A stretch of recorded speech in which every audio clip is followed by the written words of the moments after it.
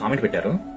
నన్ను చాలాసార్లు ఈశ్వరుడు కాపాడాడన్నా, ఈశ్వరుడిని మహాభక్తుణ్ణి నన్ను చాలాసార్లు కాపాడాడు, కానీ ఇప్పుడు ఎందుకో నా మాటలు వింటలేడన్నా, నా బాధలను చూస్తలేడు అన్నా అని అంటున్నాడు. నాకు నేను ఒక్క మాట చెప్తాను, ఈశ్వరుడు నీ బాధలు, నీ కష్టాలు, నీ దుఃఖాన్ని ఎన్నోసార్లు కాపాడాలని నువ్వే అంటున్నావు.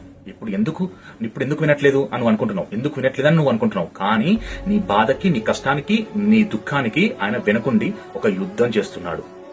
అర్థమవుతుందా? నువ్వు ఎప్పుడు గానీ ఆ అపోహ పెట్టుకోవద్దు. ఎందుకంటే ఒకప్పుడు కాపాడిన శంకరుడు నిన్ను ఇప్పుడు ఎందుకు వదిలేస్తారు అనుకుంటున్నావు? ఒక్కసారి నువ్వు భక్తిలో నువ్వు వదిలేస్తావేమో, కానీ శివుడికి ఒక్కసారి నువ్వు భక్తుడిగా మిగిలావా, శంకరుడు ఎస్సరికే నిన్ను వదిలిపెట్టాడు. ఈశ్వరుడు నిన్ను వదిలిపెట్టే ప్రసక్తే లేదు. ఎందుకంటే ఆయన భక్తులను మించి సర్వం ఇంకా ఏది ఉండదు. శివుడి భక్తులు అంటే చాలా ఇష్టం. ఎందుకంటే నువ్వు వదిలేస్తావేమో పరమేశ్వరుని, కానీ పరమేశ్వరుడు మాత్రం నిన్ను వదలడు.